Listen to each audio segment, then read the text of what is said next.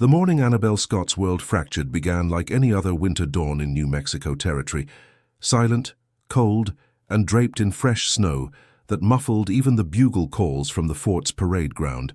She shouldn't have looked out the window, but the steam from her morning tea had fogged the glass, and when she wiped it clear with her sleeve, she saw him, a solitary figure mounted on a paint horse, motionless as a statue carved from the storm itself. The Apache sat perhaps 200 yards from the fort's timber walls, his breath visible in pale clouds, his dark hair flowing loose past his shoulders beneath a simple leather band. Even at that distance, Annabelle knew who he was. Chayton, the Snow Wolf, a name whispered in officers' quarters and stammered by new recruits during night watch. A Chiricahua warrior whose raids had become legend, whose mercy was said to be as rare as rain in August.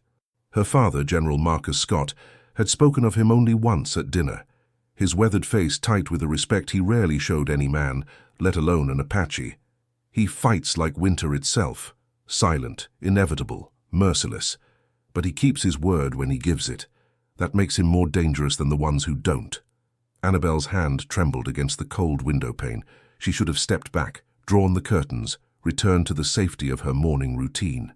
Instead, she stood frozen, watching the warrior who seemed to be watching the fort with the patience of stone.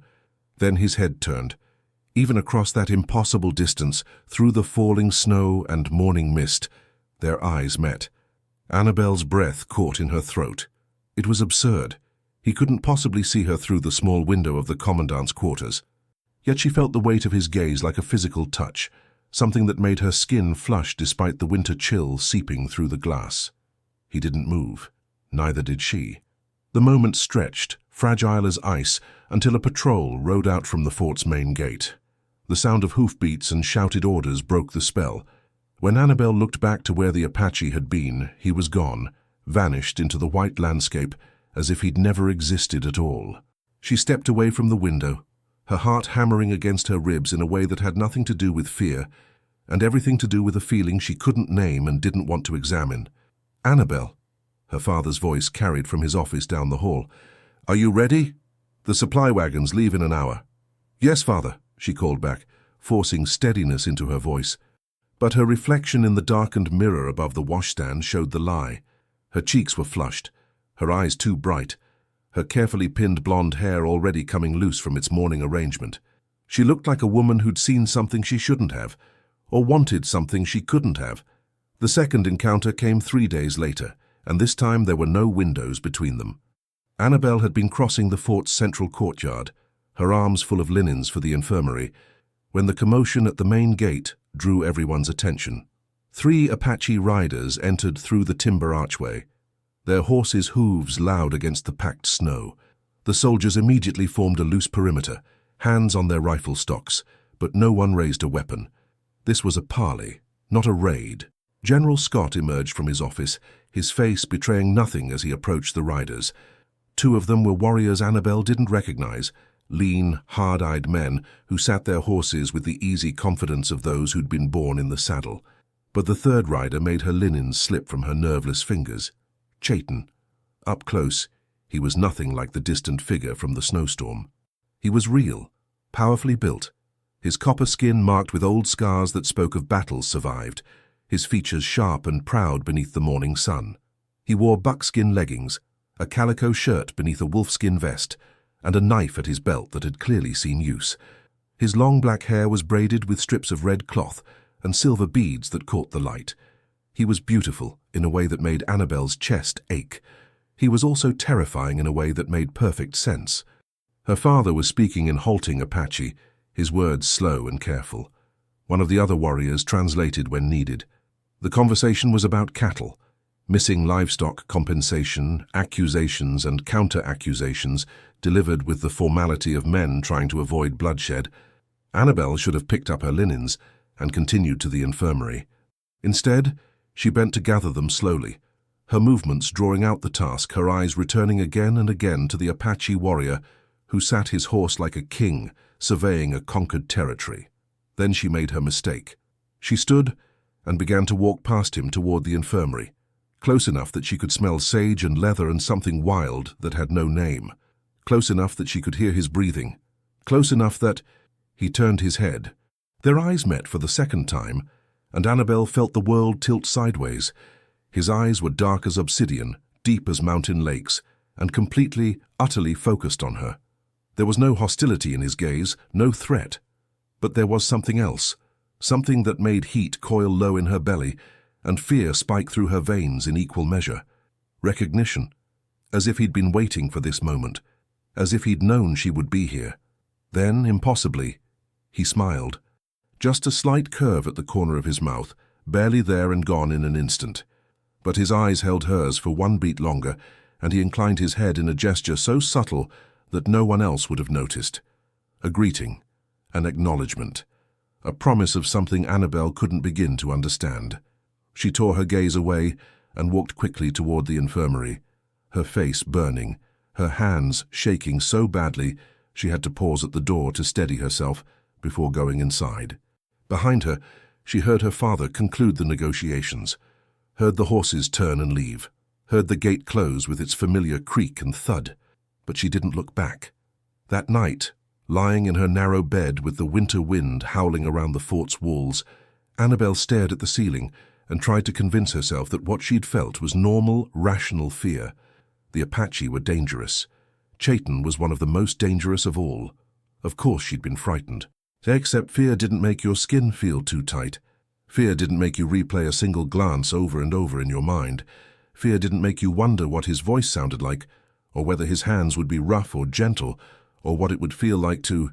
She pressed her palms against her eyes, horrified at the direction of her thoughts. She was General Marcus Scott's daughter. She'd been raised on stories of Apache raids, of settlements burned, of women taken. She knew what the Apache represented. Everything wild and untamed, and opposed to the civilization her father was trying to build in this harsh territory. She knew all of this with the rational part of her mind, but there was another part, deeper and more primitive, that had awakened when Chayton's eyes met hers. A part that didn't care about propriety or danger, or the impossible gulf between their worlds. A part that wanted to see him again. The third encounter happened when Annabelle was alone, and it changed everything.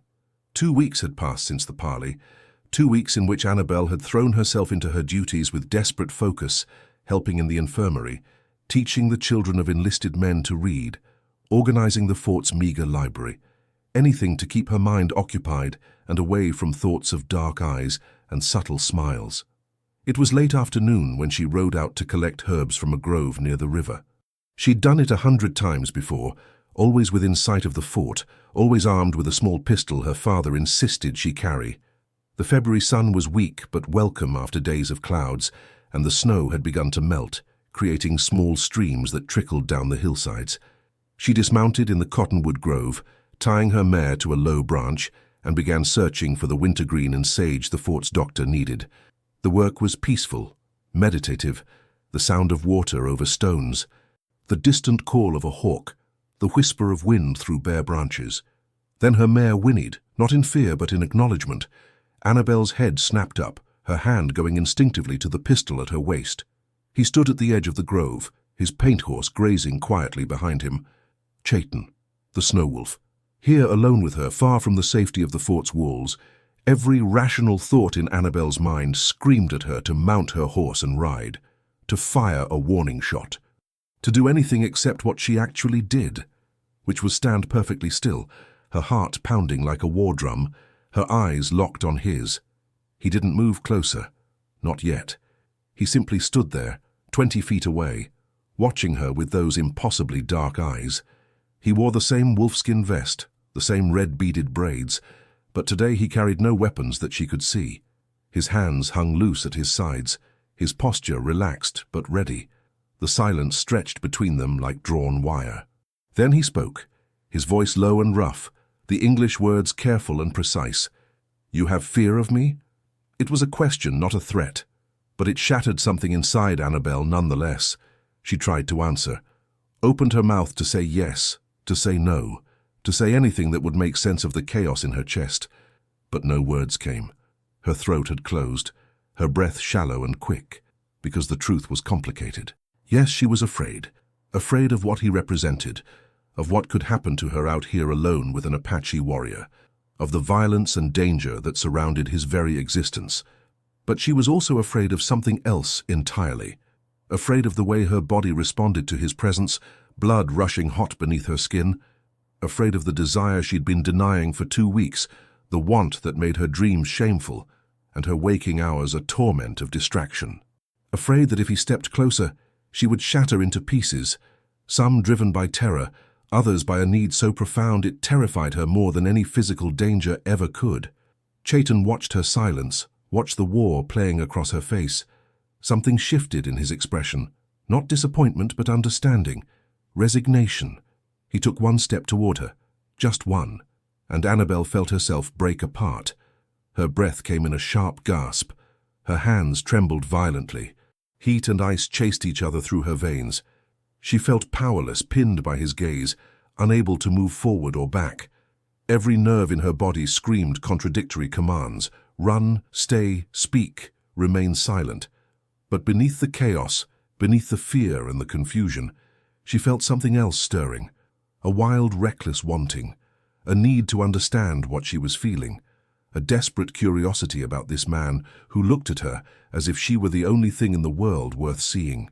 She shivered, and it had nothing to do with the February cold. Chayton saw it all. She could tell by the way his jaw tightened, by the subtle shift in his breathing. He looked at her like a man who wanted to possess her, to close the distance between them and claim something that had no words and no reason. But he respected her silence. He stepped back instead of forward, his eyes never leaving hers, and she saw something in his face that made her chest ache. Longing, yes, but also honor. He wouldn't take what wasn't freely given, wouldn't cross the line her fear had drawn. "When you know," he said quietly, "you find me." Then he turned and walked back to his horse with fluid grace, mounted without hurry, and rode away into the lengthening shadows of late afternoon. Annabelle stood frozen in the cottonwood grove long after he'd gone, her collected herbs scattered at her feet, her hands pressed against her thundering heart. She couldn't believe what had just happened. Couldn't process the fact that she'd been alone with Chayton, the snow wolf, the terror of the territory, and he'd done nothing but ask a question and respect her silence. Couldn't accept the truth that was slowly, inexorably settling into her bones. She hadn't wanted him to leave. The realization came in pieces over the following days, like ice breaking up in spring thaw. She'd wanted to see him again, had been hoping for it, even as she'd told herself she feared it, had been looking for him in every shadow, every distant rider, every moment of silence. She'd wanted him to stay, to speak more words in that rough, careful English, to look at her with those eyes that saw past her general's daughter exterior to something raw and true underneath. She'd wanted to understand what she felt, this impossible, irrational attraction to a man from a world so different from hers that it might as well be a different country entirely. And Chayton, he'd thought she only feared him. That's why he'd left. He wanted her to feel what he felt, passion, desire, recognition of something profound between them. But he'd misread her silence as pure fear, her trembling as rejection rather than the war it actually was. Annabelle lay awake at night, staring at her ceiling, and faced the truth she'd been running from since that first morning at the window. She wanted to see him again. Not as the general's daughter encountering a dangerous Apache warrior, but as a woman meeting a man who made her feel truly alive for the first time in her carefully controlled, fort-bound life. She wanted to know him, to understand what burned in his eyes when he looked at her, to discover if the connection she felt was real or just her imagination running wild. She wanted to give him an answer to his question. "No, I don't fear you. Or at least, not in the way you think." But how could she find him? The territory was vast and she had no idea where his people camped. She couldn't simply ride out and search. That would be suicide, invitation to capture or worse. Her father would never permit it. The fort's patrols would stop her. The answer came 3 weeks later. With the spring melt in full force, March brought warmth that turned snow to water and frozen streams to rushing torrents. The river near the fort swelled its banks, creating new channels and washing out old paths. It was dangerous, beautiful, and full of life returning after winter's grip. Annabelle had taken to riding out more frequently, always with the excuse of collecting herbs or checking the water levels for her father. In truth, she was looking, searching, hoping that somehow Chayton would know she'd changed, that he would understand she hadn't found him yet because she couldn't, not because she didn't want to. It was late afternoon when she found the place, or perhaps it found her. A small clearing beside a fast-running creek, sheltered by canyon walls on 3 sides, warm in the spring sun. The water was crystal clear, running over smooth stones, and the grass was already turning green in patches. It was hidden, private, the kind of place that felt like it existed outside of time. Annabelle dismounted and let her mare drink, then sat on a sun-warmed boulder and pulled off her boots to dip her feet in the icy water. The cold was shocking, wonderful, real in a way that made her laugh aloud. "You find me." His voice came from behind her, low and warm with something that might have been satisfaction. Annabelle spun so fast she nearly fell into the creek. Chayton stood at the edge of the clearing, his paint horse ground-tied behind him, his posture relaxed and open. But his eyes burned with an intensity that stole her breath. She faltered, then found her courage, found her truth. "I wanted to." "Why?" He didn't move closer, but every line of his body was focused on her answer. "Still afraid?" "Yes," Annabelle admitted, because it was true. "But not of you. Not the way you think." He tilted his head slightly, studying her. What fear, then? She could have lied, could have retreated into propriety and pretense. Instead, she spoke from the raw, honest place that had been opened the moment their eyes first met. "I'm afraid of what I feel when I look at you, afraid of wanting something I'm not supposed to want. Afraid of—" She gestured helplessly, unable to find words adequate to the chaos inside her. Whatever this is between us." Chayton's expression shifted, something fierce and triumphant flashing across his face. He moved then, crossing the clearing with that fluid grace she'd noticed before, until he stood close enough that she had to tilt her head back to meet his eyes. "You feel it," he said, and it wasn't a question. Not just fear, something more. "Yes," she whispered. "I feel it. I don't understand it, but I feel it." He reached out slowly, giving her time to pull away, and touched her face with calloused fingers. The contact sent electricity through her entire body. His thumb brushed her cheekbone with reverent gentleness. "I see you first time," he said, his English rougher now, emotion making the words harder to find. "At fort, through window. I know then. Know you are mine. Meant for me. No logic, no reason, just knowing." "That's impossible," Annabelle breathed, even as she leaned into his touch. "Many impossible things true," Chayton replied. His other hand came up to cup her face, holding her like she was something precious and breakable. "You. Me this." His eyes searched hers.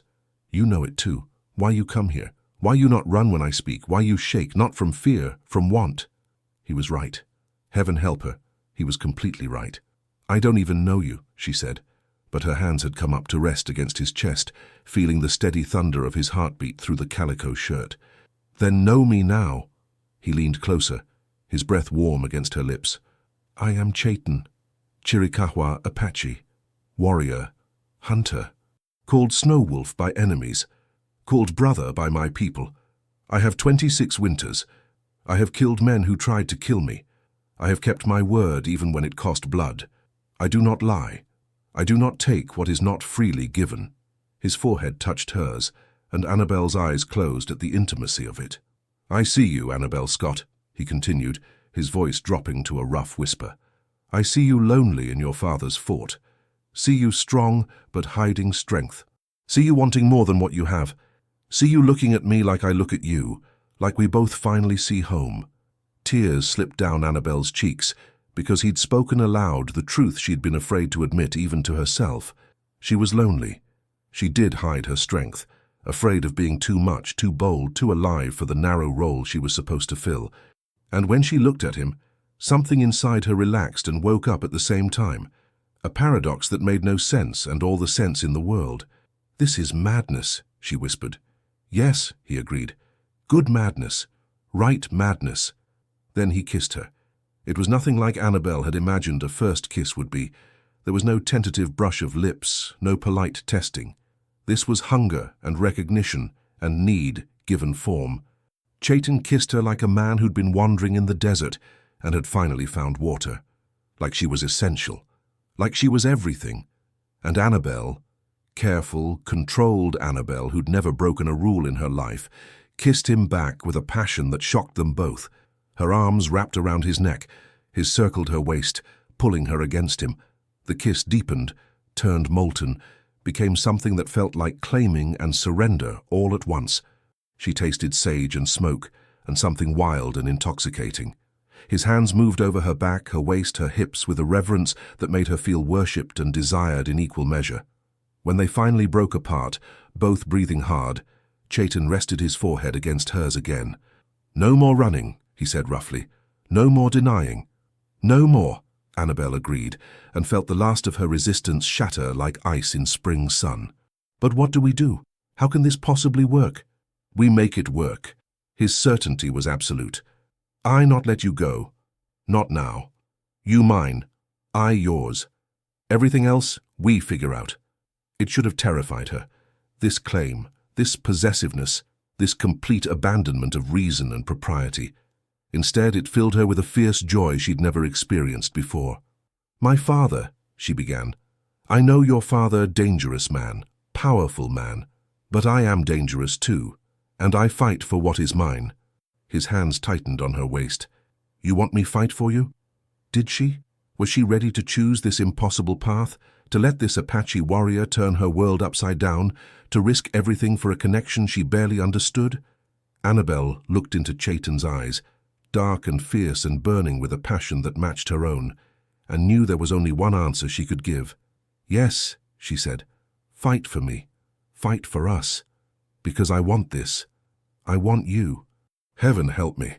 I want this more than anything I've ever wanted in my life." Chayton's smile was brilliant, transformative. He kissed her again, slower this time, but no less intense. Then he pulled back and took her hand, lacing their fingers together. "Come," he said. "Sit with me. Talk with me. Let me know you and you know me. We have time before you must go back."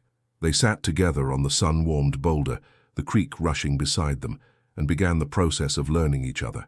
Chayton spoke of his childhood, of learning to hunt and track, of the stories his grandmother told about the world before the white men came. Annabelle told him of her mother's death when she was young, of growing up in a succession of frontier forts, of the books she loved and the dreams she'd buried under duty. They talked until the sun began to set, painting the canyon walls in shades of gold and crimson. And when Chayton helped her onto her horse and sent her back toward the fort, both of them knew this was only the beginning. The ice between their worlds had begun to melt, and what flowed in its place was something neither armies nor fear nor tradition could stop. The days that followed became a study in duality, the life Annabelle showed the world and the life she lived in stolen moments with Chayton. At the fort, she was General Scott's dutiful daughter.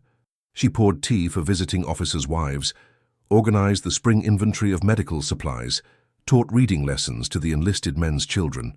She smiled at appropriate moments, expressed appropriate concerns, maintained appropriate distance. No one noticed that she'd become someone entirely different beneath the surface. But away from the fort, in the hidden clearing by the creek that had become their sanctuary, she was simply Annabelle, raw and honest and alive, in a way she'd never been before. She met Chayton there as often as she dared, using increasingly creative excuses to ride out alone. Sometimes they had hours together, sometimes only minutes. But every meeting deepened the connection between them, weaving threads of understanding and desire that grew stronger with each stolen conversation, each forbidden kiss. Chayton taught her to read tracks in the soft mud, showing her how to distinguish deer from elk, how to tell if a predator was hunting or simply passing through. His hands were patient as he guided hers, his voice low and warm with approval when she learned quickly. "You have good eyes," he told her one afternoon, crouched beside her at the water's edge. "Good mind. You see what is there, not what you expect to see. This is rare gift." "You sound like a teacher," Annabelle teased, pleased despite herself. "My grandmother says this. Every person has gifts. Wise person finds them and makes them grow." He touched her cheek with gentle fingers. "Your gift is seeing true, not letting fear or others' words make you blind. Is that what drew you to me? She asked, genuinely curious. At the fort through the window, what did you see? Chayton was quiet for a long moment, his dark eyes studying her face like he was memorizing every detail. I see woman trapped, strong wings, but cage too small. I see loneliness, see hunger for more, same hunger I have. He paused, then added with complete honesty, and I see beauty that makes my breath stop. Makes me think maybe there is one woman in all the world meant for me, and she has yellow hair like sunlight and eyes like sky after rain. The raw emotion in his words made Annabelle's throat tight. I looked at you and thought, that man is dangerous. And I was right, but not in the way I expected. Dangerous how?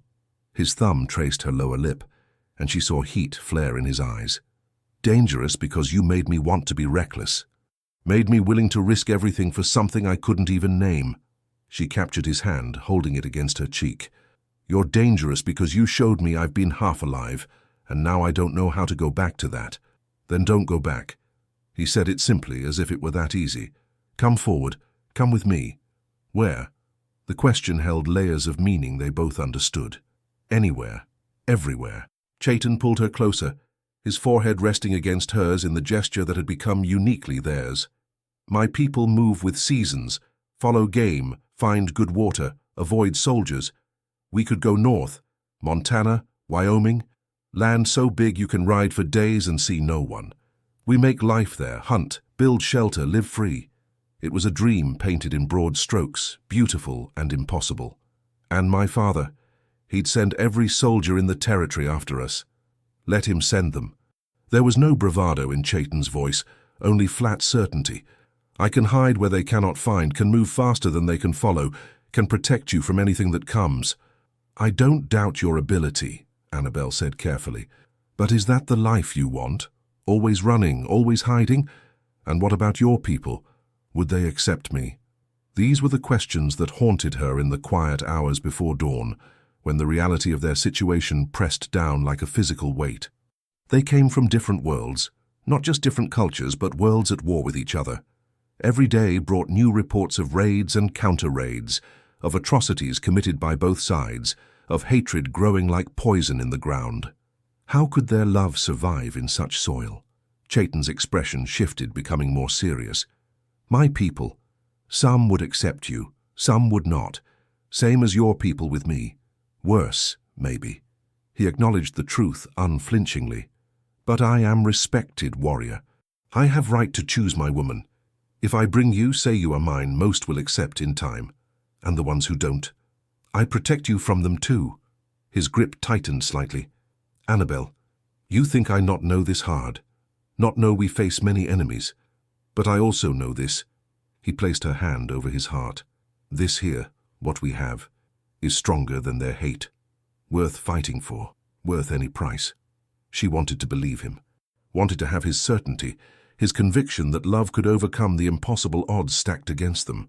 But she'd grown up in the military, seen what happened when people chose heart over head, seen the graves of women who'd trusted in things like love and protection and promises. I need time, she said finally. Time to think, to plan. This isn't just about us. There are people who'll be hurt if we're not careful. Your father, among others. The fort depends on keeping peace with the Apache. If the general's daughter ran off with a Chiricahua warrior, it could destroy everything he's worked for, could start a war that would kill hundreds. Chayton's jaw tightened, but he nodded. You have good heart. Think of others, not just yourself. This is part of why I love you. The word fell between them like a stone into still water, sending ripples in all directions. Love? Annabelle whispered. Yes. No hesitation. I love you. Know it from first moment. Every moment since I know it more. His eyes burned into hers. You think I risk coming to fort, to meeting place, for anything less? You think I plan to steal away General's daughter for anything less than love that fills my chest so full I cannot breathe sometimes? Tears spilled down Annabelle's cheeks because she felt it too. This enormous, overwhelming thing that had grown between them faster than reason said was possible. This love that felt ancient and new at the same time, like they'd been waiting lifetimes to find each other. I love you too, she admitted, the words torn from someplace deep and true. "I don't know how or why, but I love you so much it terrifies me." Chayton pulled her into his arms, holding her with a fierceness that spoke louder than words. They stayed like that for a long time, the creek rushing beside them, the spring breeze carrying the scent of new grass and possibility. When they finally pulled apart, Chayton cupped her face in both hands. "Then we find way, no matter how long it takes, we find way to be together. Yes?" "Yes," Annabelle agreed, and sealed the promise with a kiss that left them both shaking. But the world, as it turned out, had no interest in giving them time. The first sign of trouble came a week later, when Annabelle's father summoned her to his office with unusual formality. General Marcus Scott was a hard man shaped by hard years on the frontier. At 52, his hair was more silver than brown, his face creased by sun and wind and the weight of command. But his eyes were still sharp as broken glass, and they studied his daughter now with an intensity that made her spine straighten reflexively. "Sit," he said, gesturing to the chair across from his desk. Annabelle sat, her hands folded calmly in her lap, despite the anxiety creeping through her veins. "Is something wrong, Father?" "That depends." He leaned back in his chair, his fingers steepled beneath his chin. "I've received some concerning reports from the patrols about a certain Apache warrior who's been seen repeatedly near the fort, near the river." Her heart stuttered, but her face remained serene. "There are often Apache near the river. It's good hunting. This one in particular has been seen too many times to be coincidence, and always in the same area." His eyes pinned her. "The same area where you've been riding out alone to collect herbs." Sweet heaven, someone had been watching, someone had noticed. "Father, He held up a hand. "Before you speak, let me tell you what I know. Or rather, what I suspect." He stood and walked to the window, his hands clasped behind his back. "You're 22 years old, Annabelle. You're intelligent, educated, and far too spirited for the limited life this fort offers. I've known that for years." This was not the conversation she'd expected. "I've also known," he continued, "that eventually you would need more than what I could provide here. That you would need someone, a partner, a husband, a life of your own." He turned to face her. "What I didn't anticipate was that you would find that someone among the very people I'm charged with subduing." The breath left Annabelle's lungs in a rush. He knew. Somehow, he knew. "I haven't confirmed anything," General Scott said into her silence. "But I'm not a fool, daughter. I've seen the way you've changed these past weeks, seen the light in your eyes, the color in your cheeks, seen you slip away whenever duty permits, always to the same direction. And I've heard reports of the snow wolf lingering in places he has no tactical reason to be." He crossed to her, his expression softening in a way she rarely witnessed. "I may be a soldier, but I'm also your father. So I'm going to ask you once, and I need you to be honest with me. Are you involved with Chayton?" The truth sat on her tongue, heavy and dangerous. She could lie, should lie, for both their sakes, but looking into her father's eyes, she found she couldn't. "Yes," she said quietly. "I love him, Father, and he loves me." To her shock, General Scott didn't explode into rage. Instead, he sighed heavily and sat on the edge of his desk, suddenly looking every one of his 52 years. "I was afraid of that," he murmured. Then, more strongly, "Do you have any idea what you're asking for, what this means?" "I know it's complicated." "Complicated?" He laughed, a bitter sound. "Annabelle, this isn't complicated. This is impossible. Chayton is Apache, a warrior who's killed American soldiers, and you're the daughter of the post commander. If this became known, we've been careful. Careful doesn't matter." His voice rose, then gentled again with visible effort. "Listen to me. Even if I wanted to give this my blessing, which I don't know if I can, it would destroy both of you. You would be shunned by every decent person in the territory. He would be hunted by men who already want him dead, and both of you would live as outcasts with target on your backs." "Better that than living half a life apart," Annabelle said, surprising herself with her vehemence. "Father, I know you don't understand, but what Chayton and I have, it's real. It's the realest thing I've ever felt. And I can't just walk away from it because it's inconvenient or scandalous." General Scott studied her for a long moment, his expression unreadable.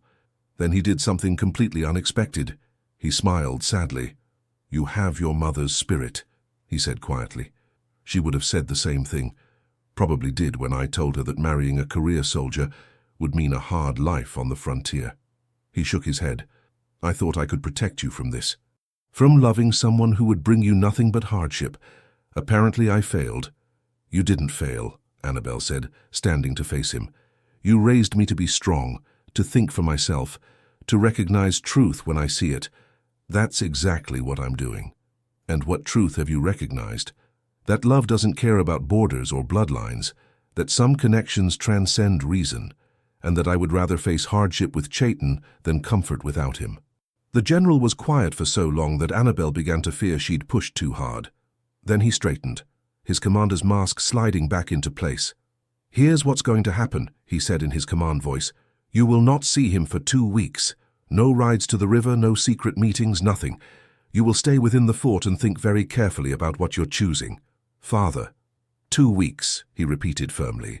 "If at the end of that time you still feel the same way, we'll discuss this again. But I won't have you making a decision this important in the heat of passion. You'll give yourself time to be certain." It was more lenient than Annabelle had any right to expect, and they both knew it. "And if I'm still certain," General Scott's expression was grim, "then I'll help you. Not because I approve, I don't, but because you're my daughter, and I love you. And because I'd rather you run off with my knowledge than without it, where I can't provide even minimal protection." Hope flared in Annabelle's chest. "You mean that? I'm a man of my word. Always have been." He moved to open the office door, signaling the conversation's end. 2 weeks, Annabelle. And you should know I'll be posting extra patrols near the river. If Chayton is smart, he'll stay away during that time." As Annabelle walked back to her quarters, her mind raced. 2 weeks felt like an eternity, but it was also a gift, a chance to plan, to prepare, to make this impossible thing somehow possible.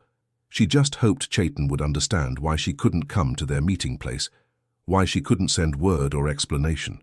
She hoped he would trust that her absence didn't mean abandonment. She hoped he would wait.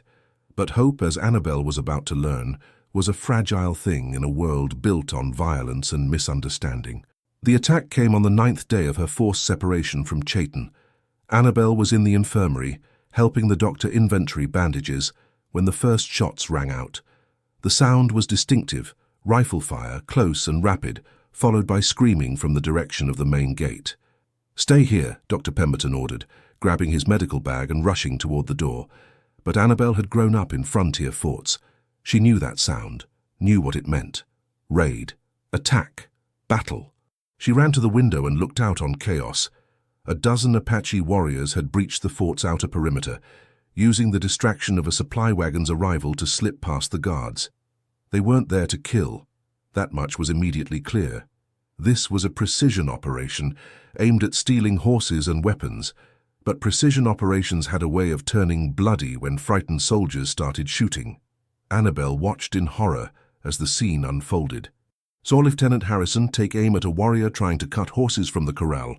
Saw the Apache dodge, return fire, saw Harrison fall. Saw more soldiers pour out of the barracks, forming defensive positions, saw the Apache warriors beginning to retreat under the hail of bullets. And then she saw him, Chayton. He came over the fort's back wall like a ghost, dropping into the courtyard with liquid grace, his attention not on the battle but on the commandant's quarters. On her. He'd come for her. In the middle of a raid with bullets flying and soldiers everywhere, he'd come for her. Their eyes met across the chaos, and Annabelle saw everything she needed to know in his face. Desperation, determination, love that had driven him to this reckless, beautiful, suicidal act. She was moving before conscious thought formed, running from the infirmary toward him, ignoring Dr. Pemberton's shouts, ignoring everything except the need to reach him, to stop him before someone killed him. "Annabelle, get down!"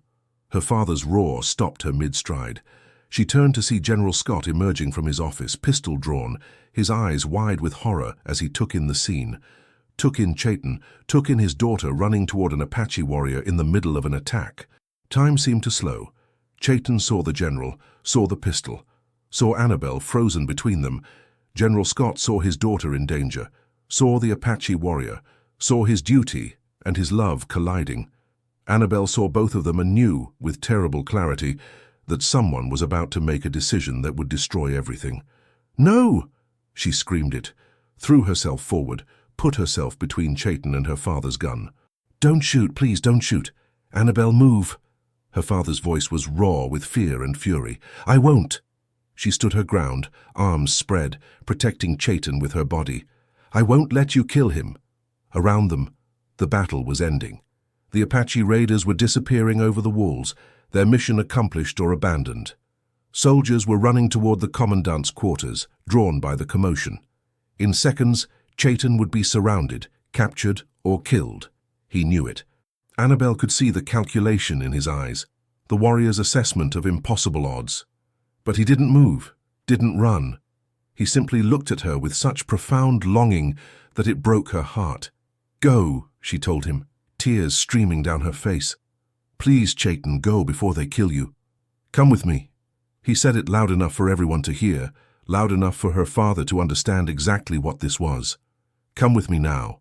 We run, we disappear, we make new life. Together." It was the offer she'd been dreaming of, delivered in the worst possible moment. Behind her she heard her father cock his pistol, heard soldiers taking positions, heard the click of rifles being raised. She had seconds to decide. Stay with her father, her old life, the safety and security she'd always known, and lose Chayton forever. Or go with the Apache warrior she loved, walk away from everything she'd ever known, and step into a future as uncertain as wind. Annabelle looked into Chayton's eyes and saw her answer waiting there. She turned to her father. "I'm sorry," she said, and meant it with every fiber of her being. "I love you, but I love him more." Then she ran to Chayton, felt his arm wrap around her waist, felt him lift her onto his shoulder with warrior's efficiency, and felt the world she knew shatter as he carried her toward the wall. The last thing she heard before Chayton leaped over the timber barrier was her father's voice, broken and raw. "Let them go. Stand down. That's an order. Let them go." The first night was the hardest. Chayton ran with Annabelle like the devil himself was on their heels, his powerful legs eating up the miles while she clung to his back. He'd retrieved his paint horse from where it was hidden beyond the fort's sightline, pulling her up behind him in one fluid motion, before spurring the animal into a ground-covering lope that seemed capable of going on forever. They rode north into the mountains, taking paths only an Apache would know, deer trails and dry creek beds, switchbacks that doubled around to confuse any followers, places where the rock was too hard to leave tracks. Chayton rode with the confidence of a man who'd spent his entire life in this landscape, who knew every canyon and ridge like the lines on his own palm. Annabelle held onto him with arms that ached from gripping so hard, her face pressed against his back, breathing in sage and leather and the salt of his sweat. She didn't cry, though part of her wanted to, didn't look back, though her heart was breaking for the father she'd left behind and the life she'd abandoned. What she'd done was irrevocable. There was no going back now, no undoing the choice she'd made in front of witnesses. She was the general's daughter who'd run off with an Apache warrior. A scandal. A traitor, some would say. And she'd do it again without hesitation, because Chayton's heart beat steady beneath her hands, and his voice murmured reassurances in Apache that she couldn't understand, but felt in her bones. They stopped only when full dark made traveling too dangerous even for Chayton's skill. He chose a narrow canyon with an overhang that would hide the small fire he built, shielding it further with rocks and his own body. The flames were tiny, just enough to drive back the mountain cold, and he fed them carefully with dry wood that produced almost no smoke. "Here," he said, handing her a piece of dried meat from his pack. "Eat. You need strength." Annabelle took it mechanically, too exhausted to taste it. Her legs trembled when she tried to stand, unused to so many hours on horseback. Chayton steadied her with gentle hands, then guided her to sit on his spread bedroll. "We safe tonight," he told her, settling beside her and pulling a blanket around both their shoulders. "Tomorrow we ride more, reach my people's camp, but now we rest." Safe was a relative term when you were a fugitive, but Annabelle didn't argue. She leaned into Chayton's warmth and let herself feel, for the first time since the chaos at the fort, the full weight of what she'd done. "My father," she whispered. "Did you see his face?" Chayton's arm tightened around her. "I see. He is strong man, your father. Good man. He could have shot me. Should have shot me. But he let us go. He told me 2 weeks ago that if I was still certain, he would help us. A sob caught in her throat. I don't think he meant like this. No, Chayton agreed quietly. But he is also soldier. He understands sometimes the battle comes before you are ready. Sometimes you must act or lose everything. I hurt him so badly. Yes, and he will hurt for a long time. But Annabelle, Chayton turned her face to his eyes serious in the firelight. You gave him gift too. You showed him his daughter is strong, brave, able to choose her own path. This is what every parent wants, even when it brings pain. How can you be so wise about this? She touched his face, tracing the strong lines of his jaw. You're only 26. Apache are taught early that life is short and choices matter. We learn to see what is important, what is worth fighting for, worth dying for. He kissed her palm. You are worth all of it. Every hardship that comes, every enemy we make, every comfortable thing you leave behind. Worth all of it and more. Annabelle kissed him then, pouring everything she couldn't say into the connection of their lips. Gratitude and love and fear and determination. Chayton responded with a hunger tempered by gentleness, his hands roaming her back, her waist, her hips with a reverence that made her feel cherished rather than claimed. When they finally parted, both breathing hard, he rested his forehead against hers. We should sleep, he murmured, though his body said he wanted anything but sleep. Long ride tomorrow. I know. But Annabelle didn't want to sleep either, didn't want to close her eyes and potentially wake to find this had all been a dream. She needed to feel alive, to feel real, to prove to herself that she'd made the right choice. Chayton, she said softly, I don't want to wait anymore. For anything. His eyes darkened with understanding and desire. You are sure? This not just fear or reaction to what happened? I'm sure. And she was. Completely, utterly certain. I chose you. I left everything for you, and I want to be yours completely. The last word came out as barely a whisper, but Chayton heard it, understood it. His hands cupped her face with trembling gentleness. You are already mine, as I am yours, he said. But if you want this, want us to join fully in all ways, then yes. Yes, Annabelle, I want this too. What followed was tender and passionate, awkward and beautiful, exactly what a first time should be between two people who loved each other beyond reason. Chayton was patient, careful, murmuring words in Apache and broken English that made Annabelle feel like the most precious thing in the world. And when they finally came together fully, it felt like something clicking into place, a rightness that transcended the physical act itself. Afterward, they lay wrapped in each other's arms beneath the blanket, the fire burning low, the stars bright overhead through the canyon's opening. No regrets? Chayton asked, his fingers trailing patterns on her bare shoulder. None, Annabelle said honestly. Whatever comes next, we'll face it together. Together, he agreed, and pulled her closer as sleep finally claimed them both. They reached Chayton's encampment late the following afternoon, and Annabelle got her first real glimpse of Apache life beyond the stories and fears she'd grown up with. The camp was smaller than she'd expected, perhaps 15 wickiups scattered along a stream in a high valley sheltered by pine-covered ridges. Smoke rose from cooking fires, and the smell of roasting meat made Annabelle's stomach growl despite her nervousness. Children played near the water, while women worked on hides and baskets, and men tended to horses or crafted weapons. It looked normal, like a community anywhere, just with different structures and clothing. But the reaction to their arrival was anything but normal. Conversation stopped as Chayton rode in with Annabelle behind him. Heads turned, eyes widened, and Annabelle felt the weight of 24 stares as Chayton helped her dismount.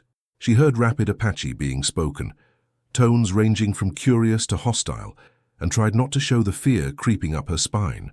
An older woman emerged from one of the larger wickiups, her face weathered and strong, her hair streaked with silver.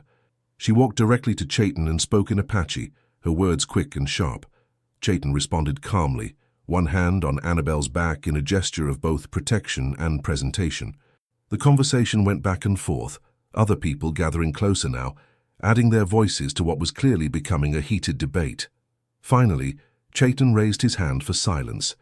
He spoke in Apache first, then switched to English for Annabelle's benefit. "This is Annabelle," he said, his voice carrying authority, "daughter of the soldier chief at the fort. But more important, she is my woman. I claim her before all of you. She left her people to be with me. Left father, left safety, left everything. She is brave, she is worthy, and she is under my protection." The older woman's eyes fixed on Annabelle with an intensity that made her want to step back. But Annabelle held her ground, meeting that assessing gaze with as much dignity as she could muster.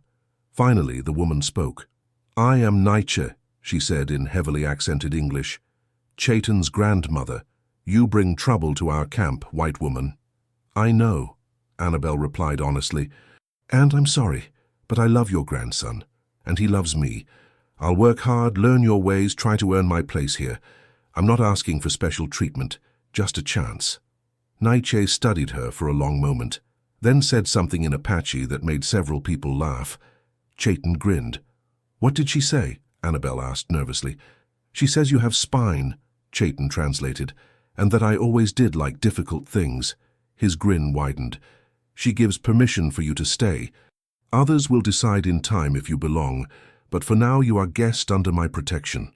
It wasn't a warm welcome, but it was more than Annabelle had dared hope for. She inclined her head respectfully to Nyche. "Thank you."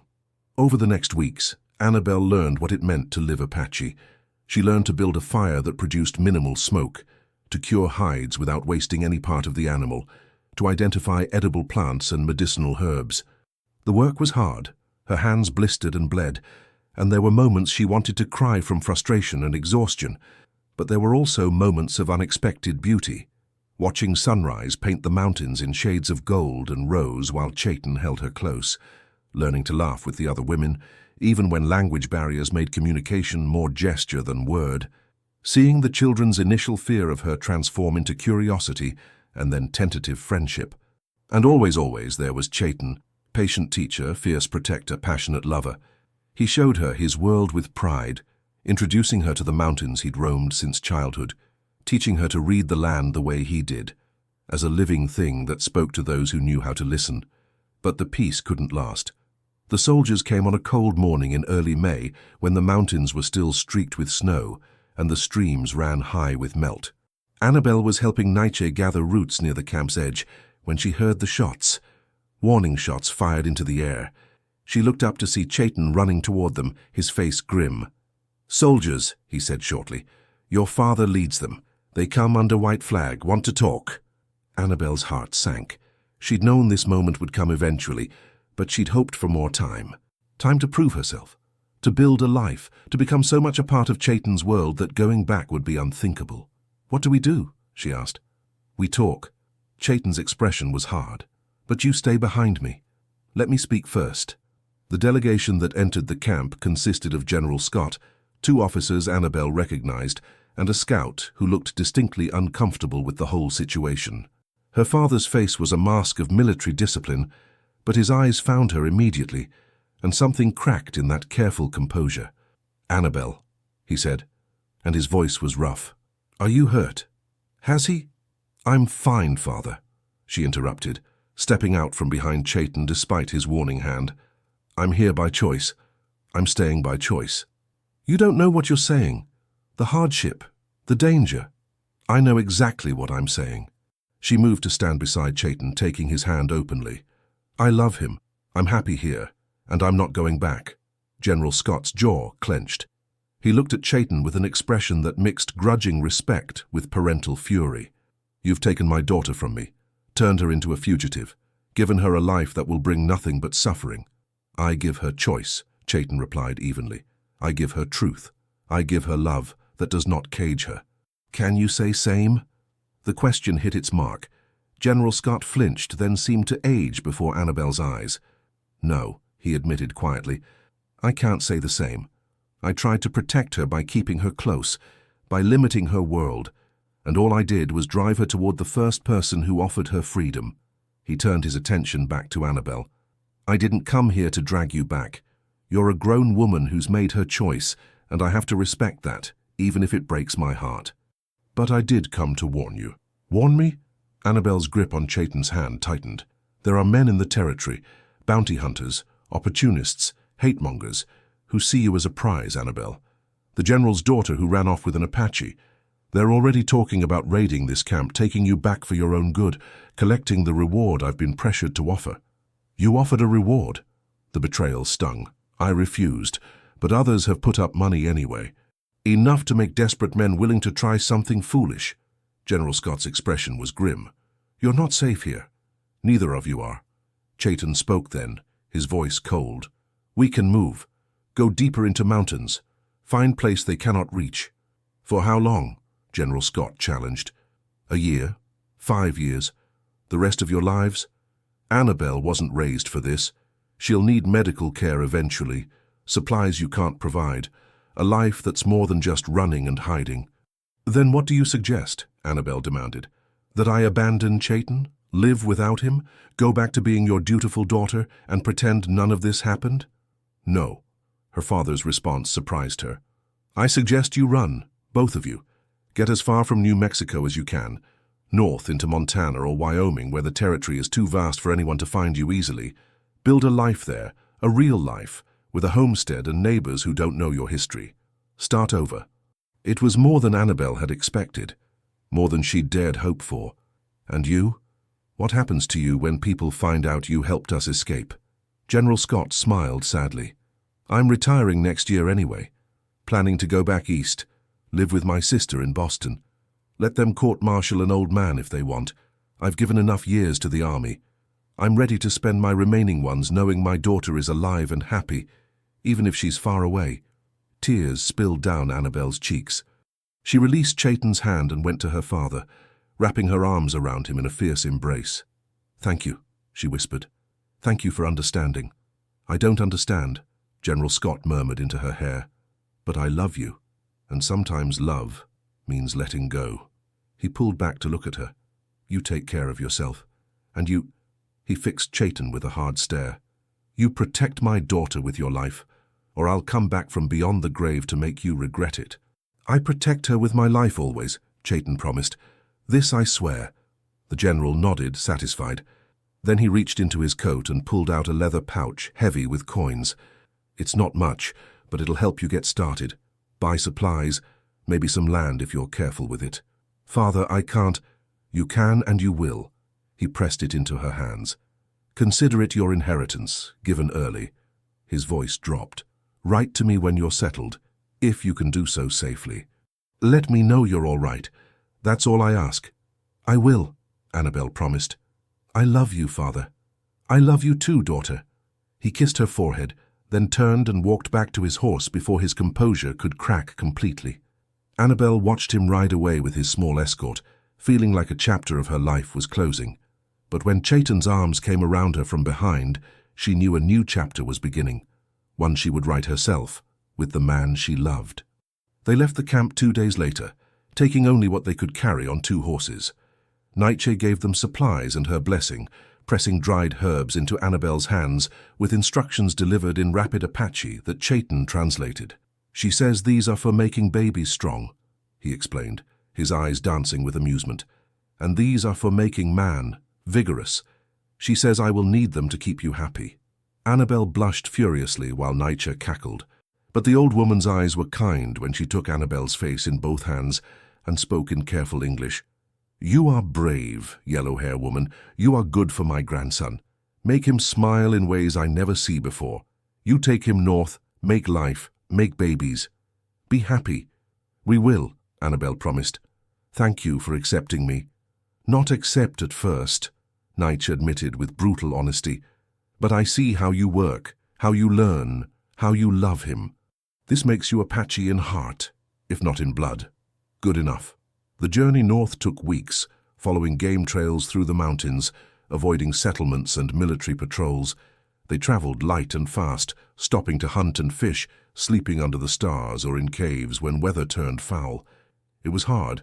There were days Annabelle ached in muscles she didn't know she had, nights she cried from exhaustion and homesickness.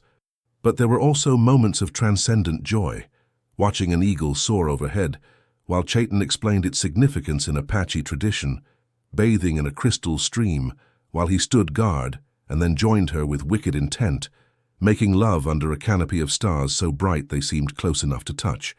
They were building something together, with every mile traveled, not just distance from their old lives, but closeness in their new one. They found their place in late summer, in Montana territory where the mountains gave way to high valleys thick with grass and timber. The homestead had been abandoned, probably by a prospector who'd given up when his claim ran dry. The cabin was small but sturdy, with a stone fireplace and a roof that only needed minor repairs. There was a creek running nearby with good water, meadows for horses, and forest close enough to hunt. "This could work," Chayton said, surveying the property with the same careful assessment he'd once used to evaluate battlefields. Good water, good hunting, defendable position, far from towns, private. "It's perfect," Annabelle breathed, seeing not what it was, but what it could become. They spent the fall preparing for winter, repairing the cabin, laying in supplies from a distant trading post where they posed as a trapper and his native wife, a common enough pairing in these parts to raise no eyebrows, hunting and preserving meat. Annabelle learned skills she'd never needed at the fort: how to smoke fish, how to bank a fire to burn all night, how to cure hides and sew them into winter clothing. Chayton was an endlessly patient teacher, showing her Apache ways of doing things that were often more efficient than the white methods she'd learned. They built a life together, piece by piece. It wasn't easy. There were disagreements about how to do things, moments of frustration when cultural differences led to misunderstandings. But they learned to communicate, to compromise, to laugh at themselves when stubbornness got in the way of common sense. And underneath it all was love, deep, abiding, growing stronger, with every shared sunrise and hard-won accomplishment. Winter in Montana was brutal, far harsher than anything Annabelle had experienced in New Mexico.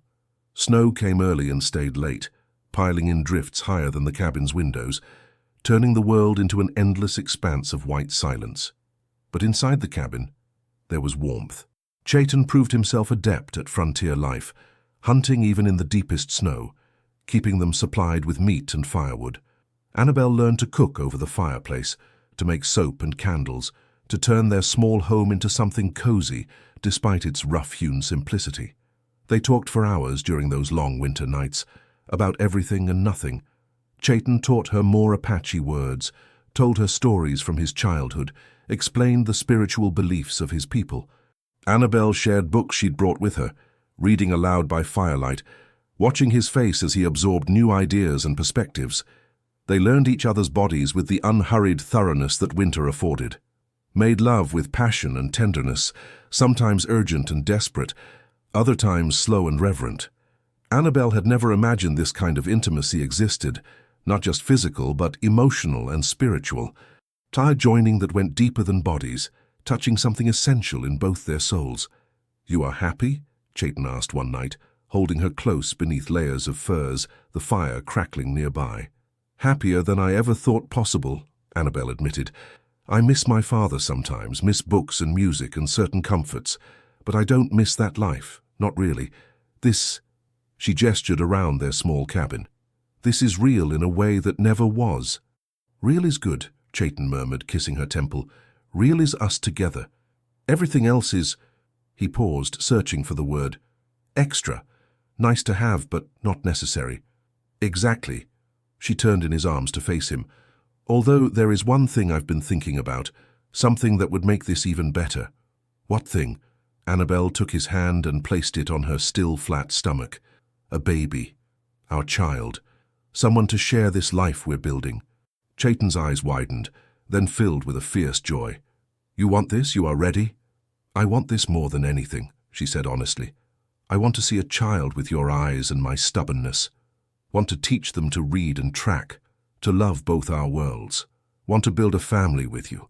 His response was to kiss her deeply, thoroughly, then pull back just enough to speak. "Then we make a baby. Tonight. And every night until it happens." Annabelle laughed, the sound bright and free. "That's your plan? Just keep trying?" "Is good plan," Chayton said with mock seriousness, though his eyes danced. "Very thorough. I am thorough, man." "I've noticed," she said dryly, then gasped as his mouth found her neck, his hands beginning to wander with clear intent. The lovemaking that followed was different from before, still passionate, but infused with purpose and hope. They were no longer just two people seeking pleasure and connection. They were beginning something larger than themselves, planting seeds for a future that would outlast them both. Spring came late, but glorious, the snow melting to reveal a landscape transformed. Wildflowers carpeted the meadows, aspens leafed out in brilliant green, and the creek roared with snowmelt. Annabelle planted a garden with seeds she'd brought from New Mexico, mixing in wild plants Chayton identified as edible or useful. They added a shed for tools, a small barn for the horses, a smokehouse for preserving meat. The homestead was becoming a real home, complete with small touches that reflected both their personalities. Annabelle's books stacked near the fireplace. Chayton's carefully crafted bows and arrows hung on the wall, a carved wooden chest that held treasures from both their pasts. They saw other people occasionally, a trapper passing through, a family heading west on the emigrant trail, a crow hunting party that Chayton negotiated with carefully to establish peaceful boundaries. But mostly, they lived in solitude that felt less like isolation and more like sanctuary. Their nearest neighbors lived 15 miles away, an older couple named Samuel and Ruth Thompson who'd homesteaded the previous year. The Thompsons were kind, practical people who asked no questions about Chayton's heritage or Annabelle's refined accent that didn't match her rough clothing. They simply accepted that the young couple up the valley kept to themselves and worked hard, which was all that mattered on the frontier. "You folks need anything, you just holler," Samuel said when he stopped by in early summer to borrow an axe. "We look out for each other up here. Winters are too hard to do otherwise." "We appreciate that," Annabelle said warmly. "And the same goes for you. We have medical supplies if you ever need them, and Chayton is an excellent hunter if you need help with that." "Noted and appreciated, ma'am." Samuel tipped his hat to her, nodded respectfully to Chayton, and left without prying. It was exactly the kind of relationship Annabelle had hoped for, neighborly without being intrusive, helpful without demanding explanations. The baby came in late winter, almost exactly a year after they'd left New Mexico. Annabelle's pregnancy had been mostly easy, though the isolation worried her as her time drew near. Ruth Thompson had promised to come when her pains started, but a blizzard swept in 2 days before Annabelle went into labor, making travel impossible, which meant Chayton delivered their child alone. Annabelle would remember that night in fragments for the rest of her life. The way Chayton stayed calm even when she could see fear in his eyes. The Apache words he murmured, prayers, she realized later, to spirits he'd been taught to honor. The strength of his hands supporting her through each contraction. The moment when he lifted their baby and announced with voice thick with emotion, "Son, we have son." Their boy was born healthy and screaming, with a shock of black hair and eyes that would eventually settle into a shade, somewhere between his father's dark brown and his mother's blue-gray. Chayton cleaned him with gentle efficiency, wrapped him in soft doeskin, and placed him in Annabelle's arms with reverence. "Perfect," he whispered, looking at both of them with such love it made Annabelle's chest ache. Both perfect. They named him Thomas Marcus, honoring both the English tradition Annabelle came from and her father specifically. But Chayton also gave him an Apache name, Bimenak, which meant slippery, because he'd been born during a snowstorm and had come into the world as quickly and inevitably as an avalanche. "He will be strong," Chayton predicted, tracing one finger down their son's tiny face. "We'll know both worlds, belong to both, be trapped by neither. This is gift we give him." Annabelle had to agree. Thomas would grow up learning to track and hunt from his father, to read and reason from his mother. He would know Apache stories and English literature, frontier survival and Eastern philosophy. He would be a bridge between worlds, living proof that love could transcend the boundaries others tried to impose. Ruth Thompson arrived 3 days after the birth, when the storm had passed, and the trails were passable again. She brought food and practical advice, exclaiming over the baby with genuine warmth. "He's beautiful," she declared, her experienced eyes assessing both mother and child. "And you did a fine job, young man," she added to Chayton. Not many men could deliver their own child without a doctor or midwife present. "Apache women often birth alone or with only grandmother," Chayton explained. "I see this many times. And Annabelle is strong. She made it easy." "Easy might be overstating it," Annabelle said dryly, though she smiled at him. "But we managed." Ruth stayed for 2 days, helping Annabelle recover and teaching her things about infant care that even reading hadn't prepared her for. When she left, she pressed a small bag of coins into Annabelle's hand. "From Samuel and me," she said. "For the baby. Get yourselves something nice when you make it to the trading post." "We can't accept this," Annabelle protested. "You can and you will. That's what neighbors do, help each other." Ruth's eyes were kind but firm.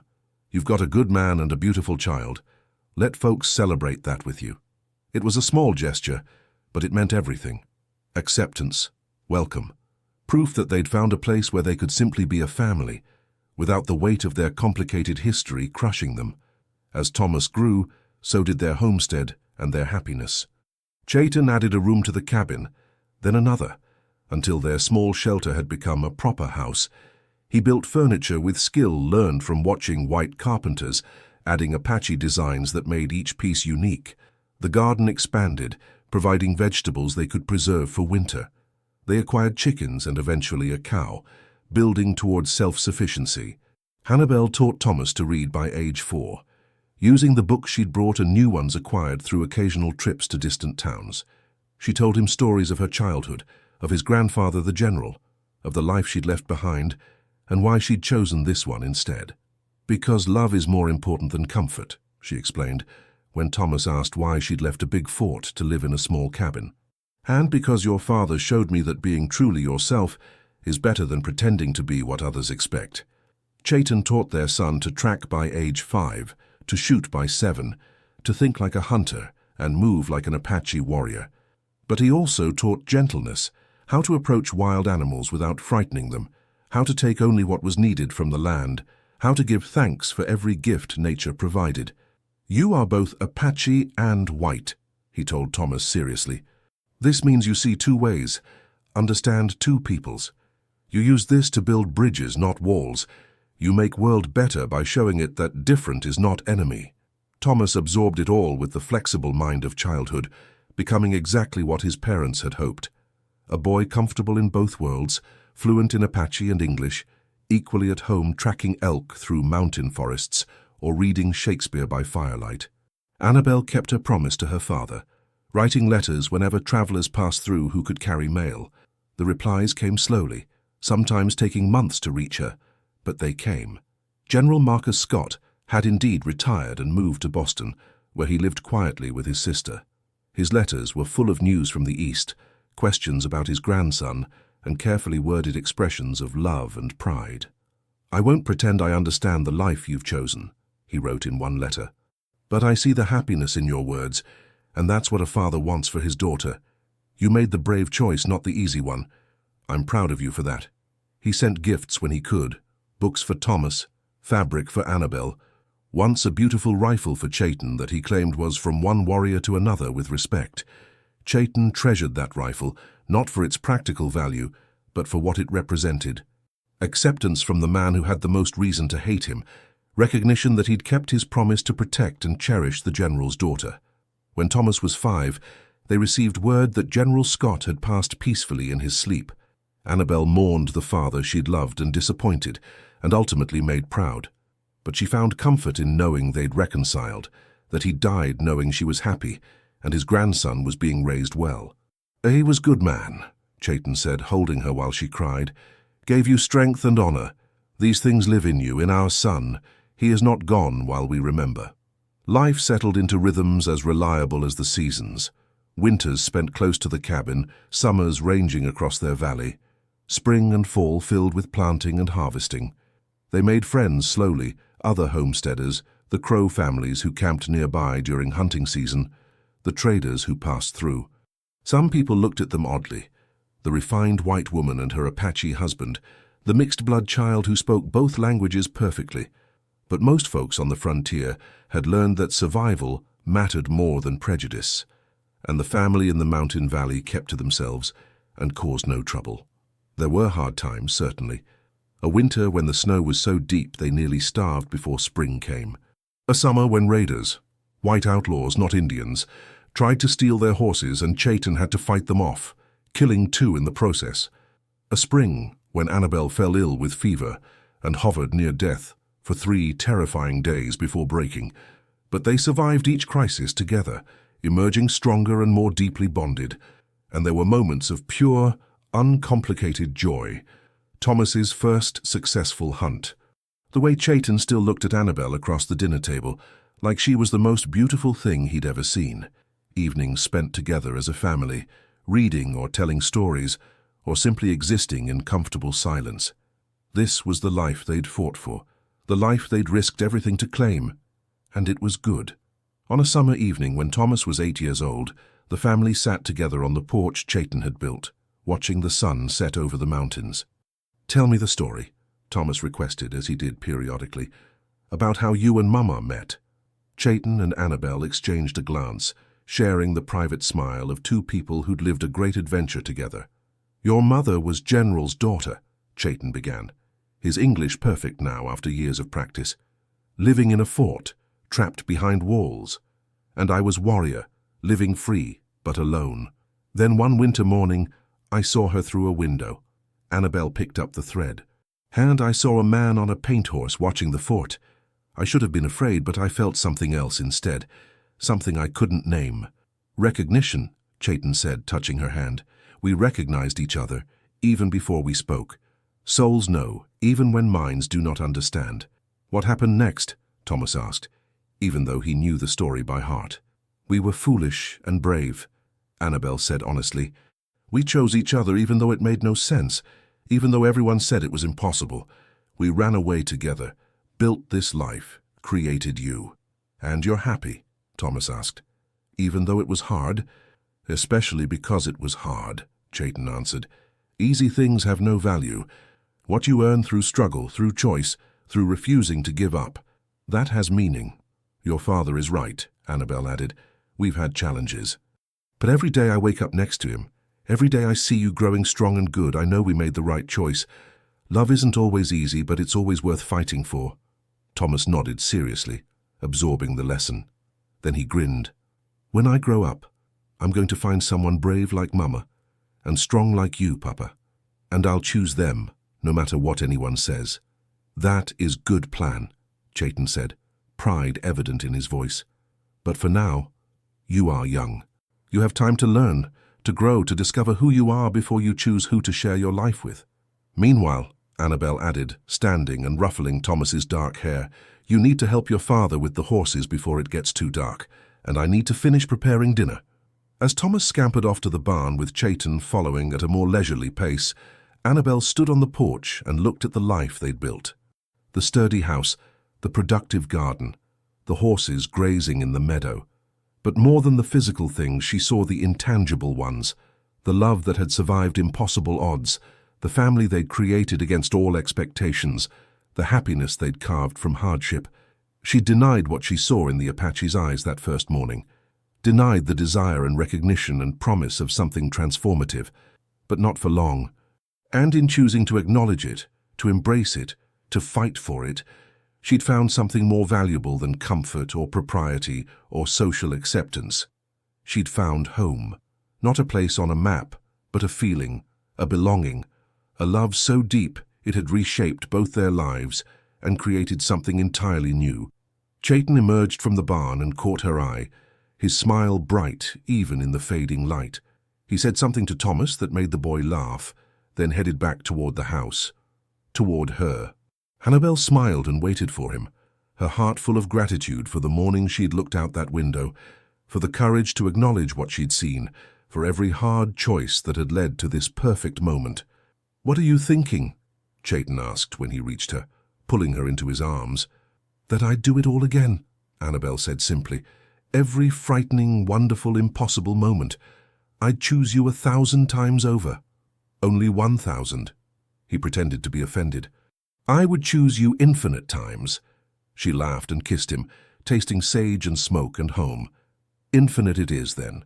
As the sun set over the Montana mountains, painting the sky in shades of crimson and gold, the family gathered for dinner. The general's daughter who'd become a homesteader, the Apache warrior who'd become a husband and father, and the child who represented the best of both worlds. They'd shattered every expectation, broken every rule, defied every prediction, and they'd built something beautiful from the pieces. This was their story, their truth, their happily ever after, earned through courage and preserved through love. And it was everything. The end. Dear listener, tonight, as Chayton and Annabelle's story settles into the quiet corners of your heart, I want to tell you something that nobody says enough. You are allowed to rest now. You've spent decades being strong for everyone else. You've been the foundation when others were crumbling, the answer when others had questions, the steady hand when the world was shaking. And somewhere along the way, you learned to carry weight so naturally that you forgot you were even holding it. But here, in this moment, with just my voice and your thoughts, you can set it down. Annabelle didn't find freedom in a grand castle or a life of ease. She found it in a small cabin with calloused hands and simple joys. She discovered that peace isn't about having everything, it's about wanting what you already hold. And tonight I hope you can look around at your life with all its imperfections and quiet corners and whisper, "This is enough. I am enough." You know what makes you different from younger generations. You understand something they're still learning, that love isn't always lightning. Sometimes it's the steady warmth of sun on your face. It's the comfort of your favorite chair, the taste of morning coffee made just right, the sound of rain when you don't have to go anywhere. These aren't small things. These are the treasures that youth overlooks while chasing storms. And if you've loved and lost, if the chair beside you is empty now, if the voice you long to hear has gone silent, please know this: the love doesn't disappear. It lives in you, as much a part of you as your heartbeat. Chayton and Annabelle built their happiness together, yes, but they also built it within themselves first. And that's the kind of happiness that nothing, not even death, can steal from you. As you close your eyes tonight, I want you to feel something. You are wrapped in protection. Not the kind that keeps all hardship away. You're too wise to believe in that fairy tale. But the protection of knowing you've survived every difficult day so far. The protection of experience, of wisdom, of a heart that's been broken and healed and knows it can heal again. You are more protected than you realize, because you carry within you every lesson, every scar, every victory that brought you to this moment. And tomorrow can wait. Tomorrow will come with its own grace. Tonight is for peace. Tonight is for remembering that you don't have to be Annabelle running toward adventure. Sometimes the greatest courage is simply allowing yourself to be held by stillness. Sleep well, dear soul. You've earned every moment of rest. And when morning comes, as it always does, you'll rise again, not because you have to prove anything to anyone, but because that's what warriors do. They rest, they restore, and they rise, with deep gratitude for the honor of sharing this evening with you. The Wild West Whispers team, thank you for staying with us until the very end. We truly hope Annabelle and Chayton's story brought a spark of emotion to your heart. If you felt connected to their journey, please help us keep sharing these stories by subscribing, liking, commenting, and sharing this video with fellow lovers of romance and redemption. Your feedback and presence are the reason we continue to tell stories filled with love, courage, and unforgettable twists. And remember, at the end of this video, another story from our channel will appear. Click and be swept away by another powerful journey of the heart. Thank you for being here. The Wild West Whispers team.